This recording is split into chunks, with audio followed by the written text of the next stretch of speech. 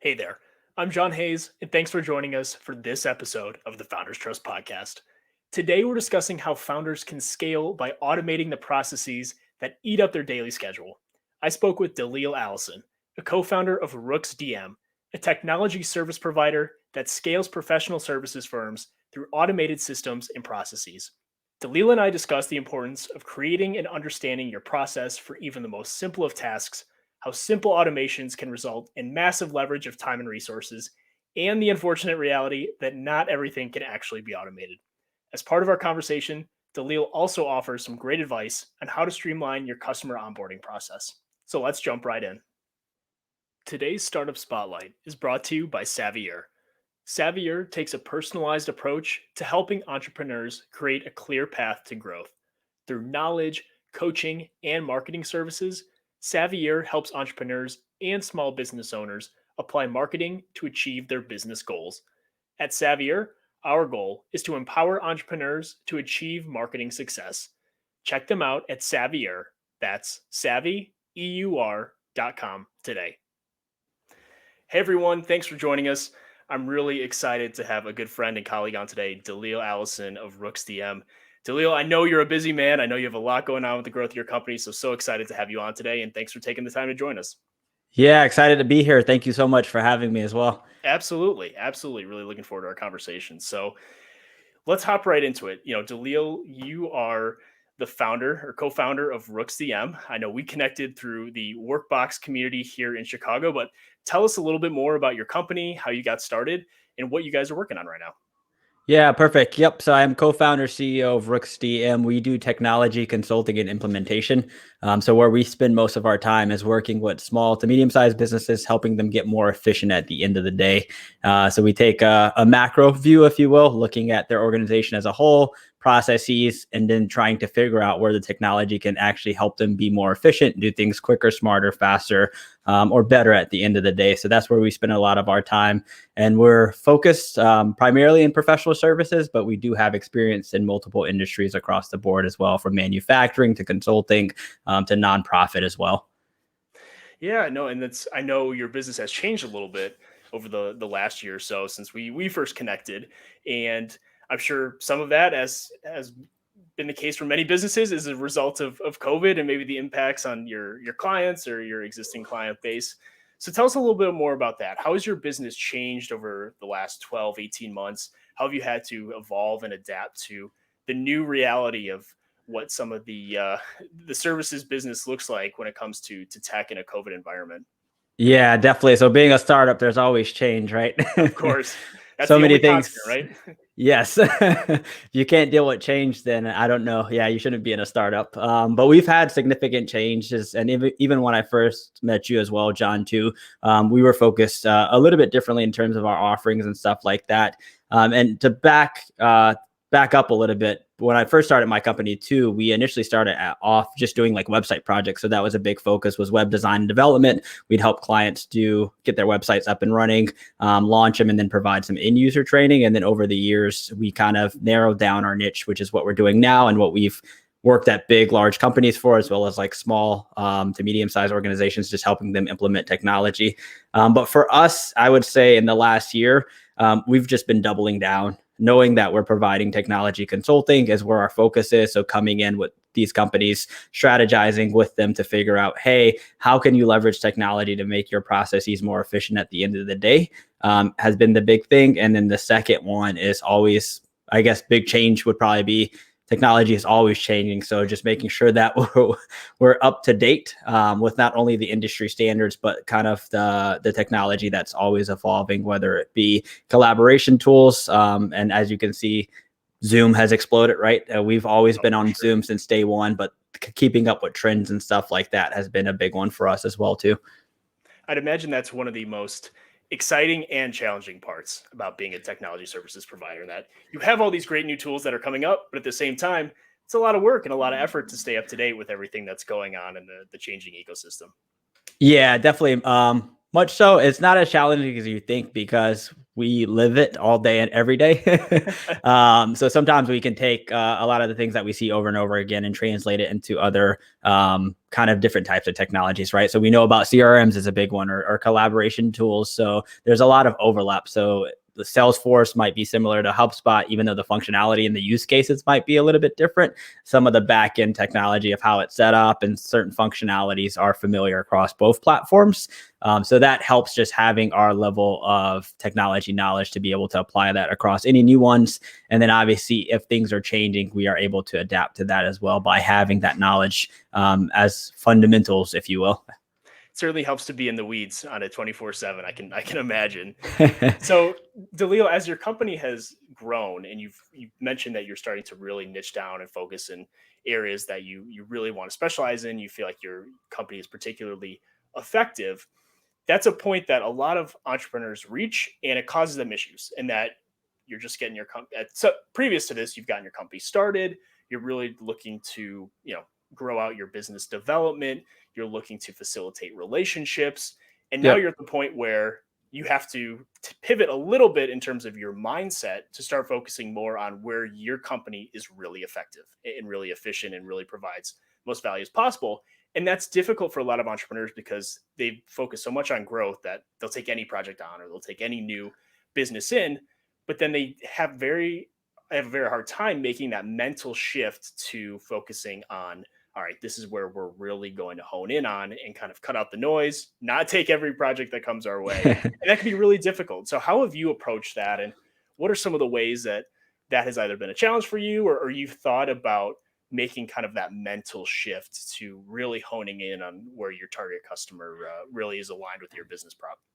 Yeah, that's definitely a good question. And it's definitely challenging when you're first getting started, unless you have a clear vision of like, hey, this is the company I'm going to build and be very specific on it. I think for me, I'm a little bit open in terms of what I want to build, and I like to try new things. So that can be challenging, right? Because it's like, oh, this is exciting. Let me try that. Or, hey, this is exciting. And yes, it might all fall under the umbrella of technology, but they could be entirely different in regards to how you approach it, how your day to day looks like, and stuff like that.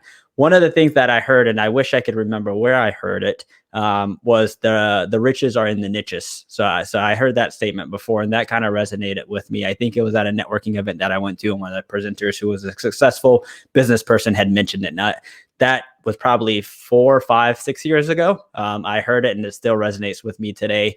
And I think there's something to be said for that. And obviously, when you're first getting started, and like I said, unless you have a clear vision of this is the type of company I want to build, and this is my service offering, this is how I'm going to roll it out, it could be easy. But if you're like me, that likes to try new things, or maybe not have a clear, concrete, straight, hey, this is the road, then you're kind of figuring that out as you go, and you learn by experience, right? So you do, maybe in the early phases for us, for example, like I mentioned, we started off doing website design and development. And the reason for that is because I was working for a company at the time. They didn't have a website. They also didn't have some technology items that related to like work orders and tracking projects, and getting those things set up. I helped them with all that. And I noticed that the website one was very high impact. And also, I also noticed that a lot of people were willing to pay for that, and it was top of mind. So you could always approach a client and say, hey, we do website design and development, and they would get that, right? It's very clear, concise, and to the point. And so that's why we kind of went that route, because we said, hey, it's something fun that we can work on. It involves technology. We're helping businesses make a difference, helping them be able to showcase their brand online, and it has a high return on investment for them if done correctly. That's how we started. So in the earlier days, we would take on any project that related to web design development. And then as you're doing that, you start to get more traction and start to get referrals, and you start to get either past clients, existing clients refer you business. And that's where you get like the momentum and traction. And I think at that point is when we realized, hey, we can build websites, but it's not our specialty. And it's not what we are really passionate about, nor are we extremely great at. And so we had kind of a realization there, took a step back and said, hey, like, what is it that we're really good at? What do we like to do? And that's where we made it very clear of, hey, process automation is where we want to focus. And then niching down even more, it's like, okay, which companies are heavy in process? All companies rely on them, but which ones must have an efficient process to make money? And that's where we kind of determine professional services, right? If you think about a law firm, for example, they get their revenue through billable hours. If you think about a financial services provider, the more hours they can spend working on with a client, the more advantageous that is for their company, and also the better service that they're providing to their clients to bring in more revenue and kind of get a better brand reputation. So that's how we kind of narrowed down. It was definitely trial and error, if you will, of starting with, hey, we enjoy doing technology and helping companies implement it. And then over time, as we started to see patterns and more projects come in, we were able to be a little bit more picky, if you will, at the end of the day. I think that's a great example of letting the market dictate some of the direction you take. And it's a careful balance between understanding what you're good at, what you want to be good at, or what types of projects you want to work on, and how the market is responding to the value prop or to the work that you're putting out there.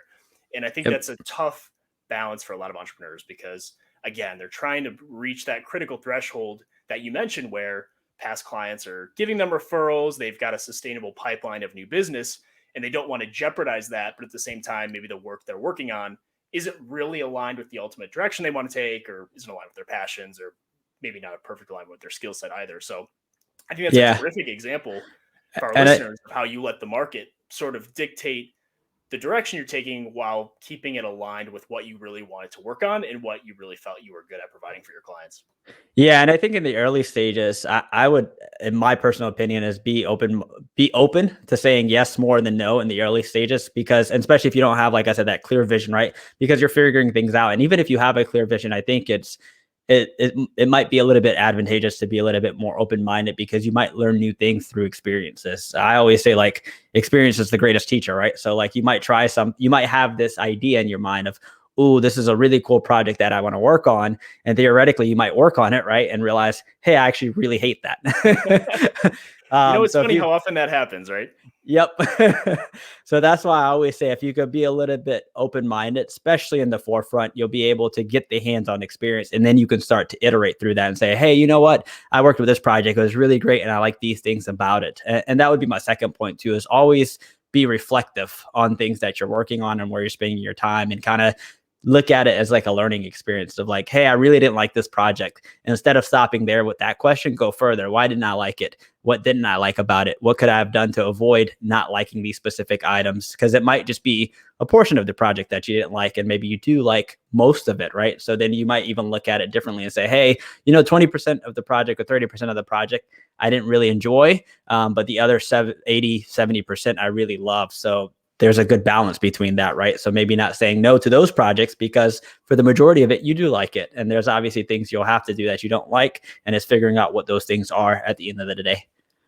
I think that's a great point you touch on there, because it seems like that's a lot of what you ultimately help clients with, is finding those things that they don't want to do, or they don't have time to do, or maybe don't have the right expertise to do, and then implement tech solutions that allow them to do those things while focusing on their core services, products, taking care of their customers, etc.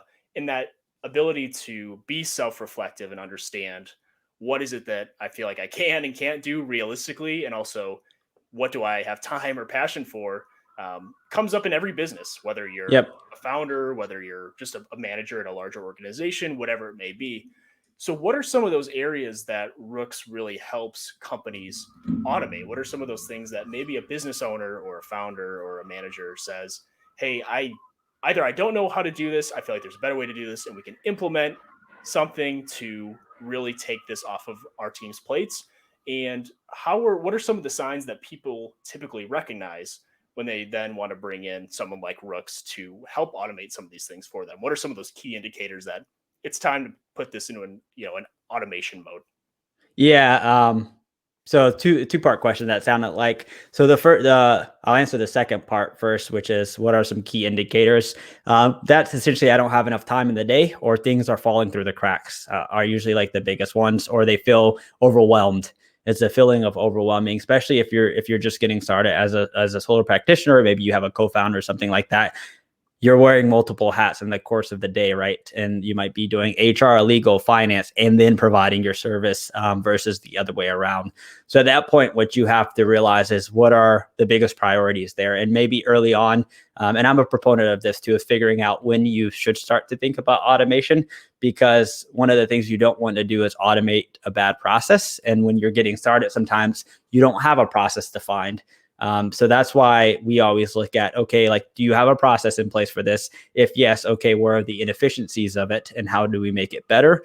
Versus saying, let's just start with automation because that will make us more efficient. And sometimes that's not the case because you might be trying to automate something that you don't have a clear understanding of where the automation pieces happen. So that would be my first take there, asking the question, does it even make sense to automate things, or am I still too early on in my process to not have a well-defined one?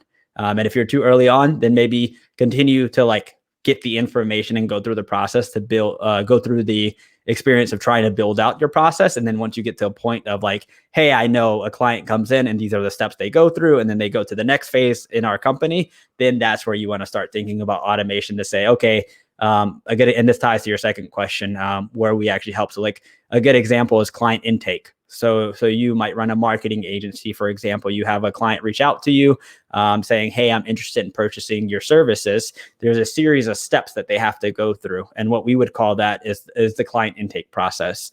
And if you have a process identified, then we can figure out where the automations will actually help elevate you to the second level. But if you don't have a process identified, it could be challenging to figure out, okay, where can we use automation to actually help you be more efficient at the end of the day?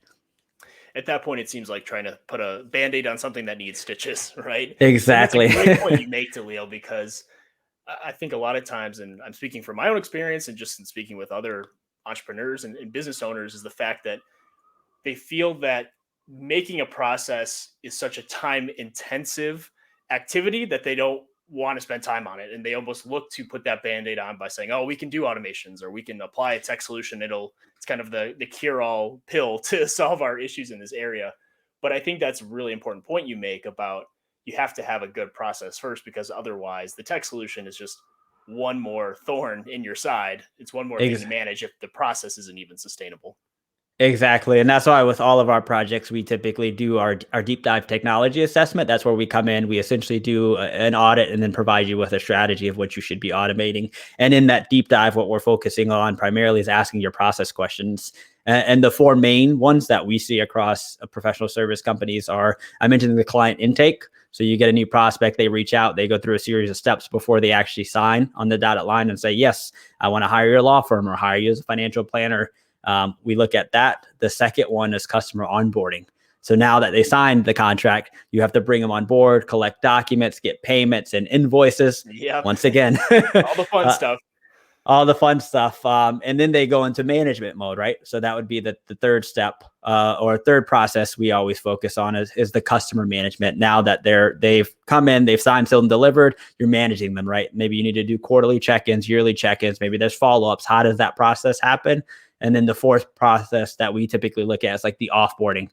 So maybe your time with them as a client has come to an end. Maybe the services that you provide, if you're doing like legal services, for example, right? Maybe you've completed the contract and the case is closed. Or if you're providing financial planning, maybe they decide to go to another firm, or maybe you decide they're not a good fit for your firm. So there's an offboarding period there that you have to exchange documents, close out the file. That's another process you always want to look at. So for anyone listening, I would say, always, those are four key processes that we see across any professional service organization and any organization as a whole, if you ask me. And it's funny you mention it because a lot of times that's where things slip through the cracks, especially you've done all the work, you've gotten a new prospect, you're about to convert them into a client, and it's that last yard to get them into the end zone to get them onboarded where things fall apart. Or maybe it's not efficiently managing them once you've gotten them into your client portfolio, and then you lose the business as a result because you're not developing or not providing the high quality service that you need. So totally understand the value prop.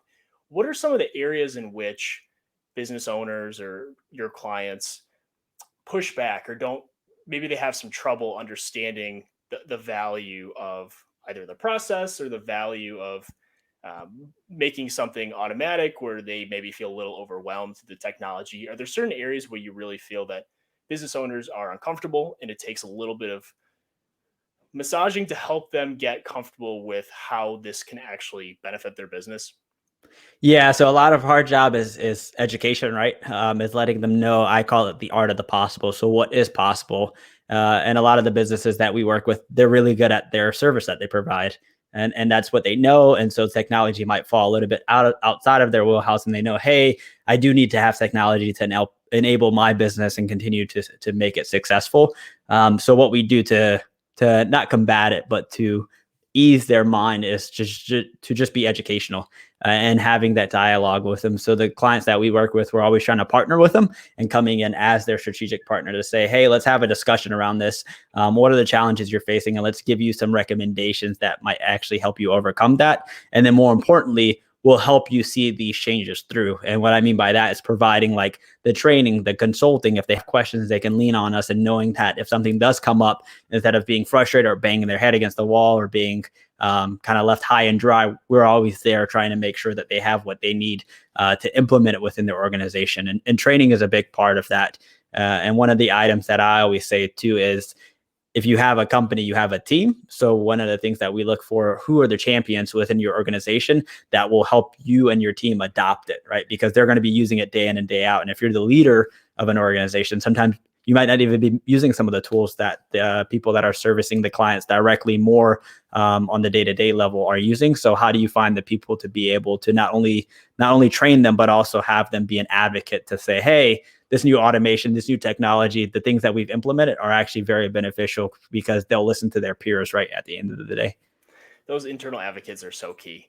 And the funny part is they may not always be the person who's making the purchasing decision from you, but at the end of the day, you always have to have them on your side, because they're either, when they're in prospect mode, they're either the person who's advocating for you internally to the ultimate decision maker, or once you've already gotten that firm on board as a client, they're the person who really drives the machine forward to help you implement things. How have you gone about identifying some of those key advocates, and what are some ways that you maybe really support them so that they help you ultimately implement the right solution or implement it in the right way for your client firm?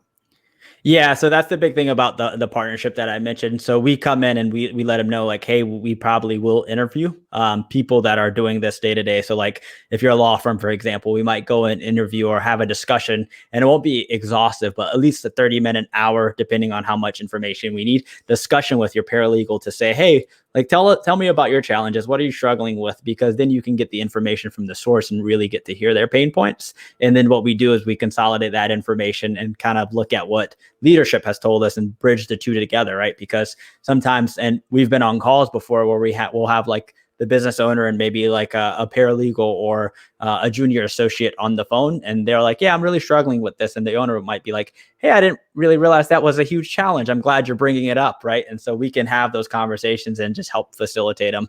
And sometimes I always say too, when you're in it, it looks a little bit different than when you look out from the outside in versus the inside out. Of course. So we provide that perspective too. We look at it from the outside in versus being in it so much that you don't even see things in the way that you would if you were out of the situation. Absolutely. And sometimes when you are at that owner level or founder level, whatever it may be, you're wearing so many different hats and managing so many different parts of the business. It's just hard to be in the weeds on every single thing, and you can't be. So I would Yep. imagine that that's a big part of bridging some of those communication or understanding gaps within teams themselves is probably a big part of what you do on a Yep. daily basis. Exactly. Yeah. So we do a lot of it with collaboration. That's usually a huge challenge that people are seeing. And now that everyone's remote, right? How do you collaborate? You can't just walk up to someone's desk for the most part. You have to either chat Right. them, call them, send them an email. So figuring out which communication channels to use for what and setting guidelines for that at the end of the day, but also making sure people feel comfortable using them, because if they're not using them, then it's no good. It's once again to the point of, you don't want to automate something when you don't have a clearly defined thing on what it is that you're automating at the end of the day. Oh, for sure. And you've touched on the training piece. And I think really that is what maybe makes the biggest difference at the end of the day in terms of both implementation, but also then having a client turn around and refer you to someone else's. They feel like they can trust you when they have a question at the 11th hour, or when they really are struggling to find some part of the process that works for them. The thing with service providers is it's often difficult to do that sort of training or handholding, for lack of a better term, in a scalable way. That's not Mhm. just a lot of man hours and very manual. How have you thought about that in terms of being able to scale that high level of customer service as you're growing your business and getting more clients, and still want to provide that really hands-on level of interaction and support for your clients. And maybe how have you thought about helping some of your clients do that? Because especially if they're professional services businesses, they have to do the exact same thing for their clients. So how have you kind of touched on that uh, tough aspect for a lot of services businesses and being able to scale that support through tech? Yeah, that's a really good point. And it is one of the challenges because the way we do it right now is usually the person that's assigned to the project will provide the training because they're mostly involved with it. Of course. We have been thinking about it as we continue to grow. So one of the options, obviously, is to do pre-recorded trainings that outline specific systems and best practices. Because sometimes people just need the basics, right? Of like, hey, here are some best practices as it relates to teams or as it relates to your collaboration tool or maybe a practice management system. So that's one thing that we've been looking at. And actually, we compiled a long list. We actually have it on our website under the resources section. It's a lot of links to Microsoft, right? So we've done some vetting, found some articles that are already out there, and we put it in this one pager to say like, hey, these are the different subsections. Here are some links that you can click on that will give you articles or videos for specific topics. So that's been one way. The other way that we typically do it is we obviously try the one-to-many, right? So we have one of our resources to be able to provide training to multiple people at one time. And we try to do it in a prepared manner. So ahead of that kind of group training, we'll try to facilitate as many questions as possible from our team lead on the internal side of the company. So we might be working with like the COO, for example. So we'll work with them to say, hey, we're providing a training on March 31st. Please reach out to your team members. Let us know what challenges that they're having and send those to us ahead of time so we can be better prepared. And we can also provide some demos on things to help overcome those challenges that they're having is one thing there. And then obviously I've seen this in the past, but obviously if they want to do like additional training, it's maybe having a dedicated resource to that. So one of the things we've been looking at is that a specific team member that we staff full-time that is just dedicated to not only providing the training, but creating training materials, creating resources, or maybe gathering them and consolidating them into a centralized place. We have been exploring that route as well too. But that's a good point. And it is a challenge, right? Because when you're doing these implementations, they are custom to the business more or less. And everyone's use case could be a little bit different. Maybe 80% of it is the same, but the 20% is different. And that 20% might be a big factor in how you provide the training as well too. So you do bring up a good point with that one. It certainly seems like an interesting space in terms of how some new startups and new companies are trying to address this. And you see it through automated chatbots, and everyone has a good or bad experience with either, online support or call centers, whatever it may be. So it'll be interesting to see how some new technologies maybe emerge to address some of those things, because I do think that there's certainly a lot of questions around it and a lot of people are trying to figure it out. I think the ways you outlined are terrific ways to approach it from a lot of different angles that are effective and still provide that trusting, high level quality service to clients that they feel supported.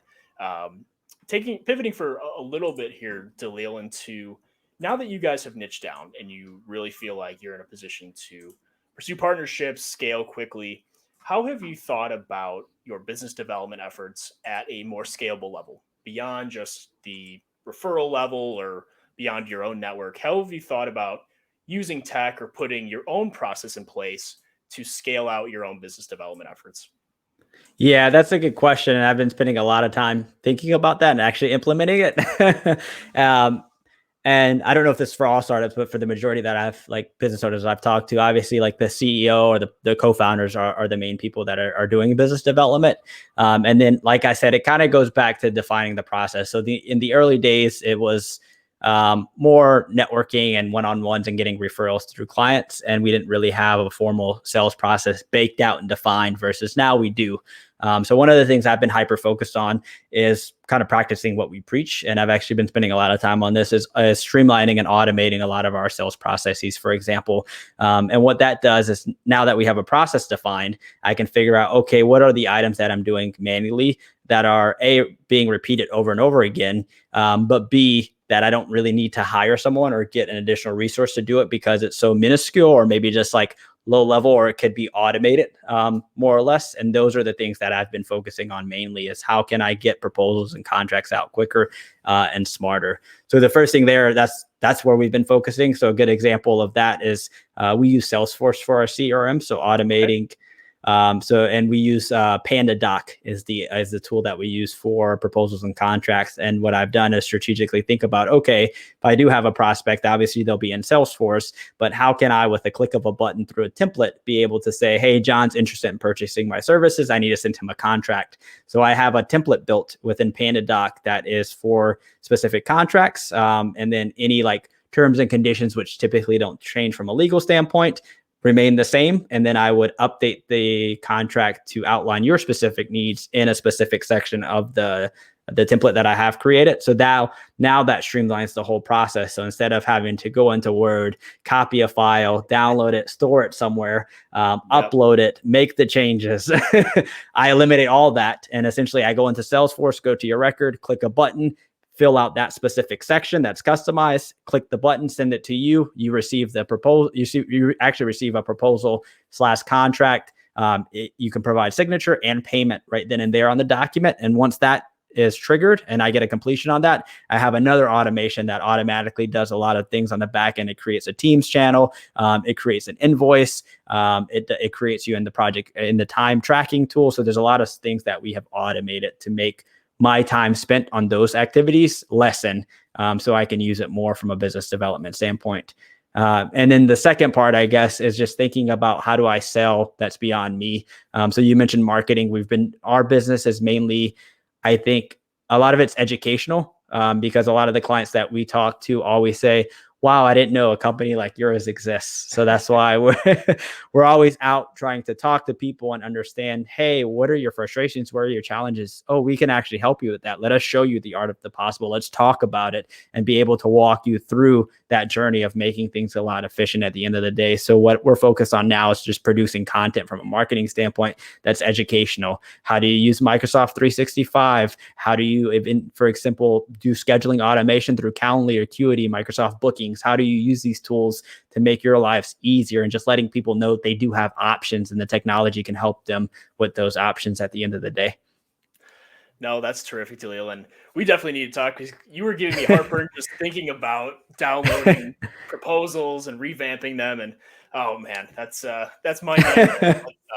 No, those are certainly I've done it too. So those are certainly the things that really do move the needle. It's those little execution steps. And I think a lot of times businesses think so much about the high level strategy and, oh, we need to roll out this product or this service. When a lot of times the things that move the needle from a revenue and profitability perspective are just those little day-to-day execution steps that kind of get caught up in the weeds. And sometimes it takes 2 extra days to get a proposal out when it should just be that afternoon. And those are the kind of things that prospects and clients take note of and ultimately do affect whether someone signs with you or whether they ultimately want to change the terms or just feel comfortable about their arrangement with you. And it's all about getting off on a good foot. And those things really do end up making a big difference with your prospects and clients at the end of the day. Yeah. And then even internally, you sometimes, and that's why I say the education piece is important for us, because you don't realize it, because you might be like, oh, I'm only spending an extra 10 minutes doing it because it doesn't feel long. But if you're doing it 5 times a week, you're close an hour, right? Then it's 50 minutes. So we're always focused too on what are the little things that add up over the course of the week. So what are you doing that's taking you 30 minutes to do that could take you 5 minutes, right? Like, and we can slash 25 minutes out of that and you get more time back in your day. So that's very important too. Oh, absolutely. And that's the stuff that really kills you. So when business owners at the end of the day think, oh man, I don't have time to do all this stuff. I got X, Y, and Z. I'm managing all these different departments, but it's a lot of those little things that are adding up each day or each week. And that's really where, if you can find solutions to take some of those things off your plate and cut out some minutes, those are big and those really do add up. So,